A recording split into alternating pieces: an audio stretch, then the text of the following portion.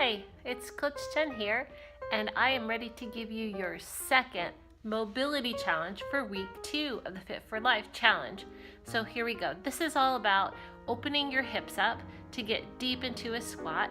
This is a yoga pose called the Pigeon pose, and we've done it in class before.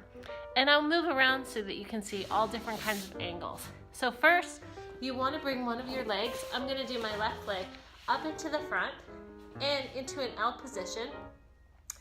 And the back leg, as you will see, is all the way back with the foot nice and flat. So you can start here. I want you to just sink into your hip. Now, the hip that you're going to feel, for me, is my left hip. You're going to feel it in the ball and socket joint. Just do not resist the stretch and don't over push it. If you need to stay up here for a while, that's great. And if you can slowly transition onto your forearms, that's wonderful too. You can relax and take some deep breaths and in and out. And try to visually see that ball and socket joint and just sink into it. Keep your chest up and your heart forward.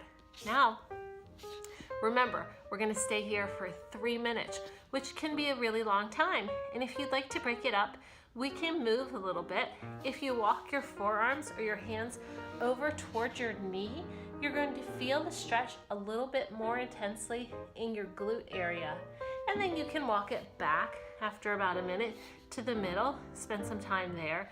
And then when you walk it over towards your foot, you are definitely going to feel that a little more, at least for me, in this area. Okay, so once we're on one side for 3 minutes, we're going to switch to the other side. And I also want to show you, if you have a really difficult time getting into that pose, remember, you can also do this stretch laying on your back. And we will put one leg over the other and then bring the other leg up, wrap our hands through the hole. I'm going to show you this from this position. Hands through the hole and pull the knee forward. Again, you're going to feel this in your hip.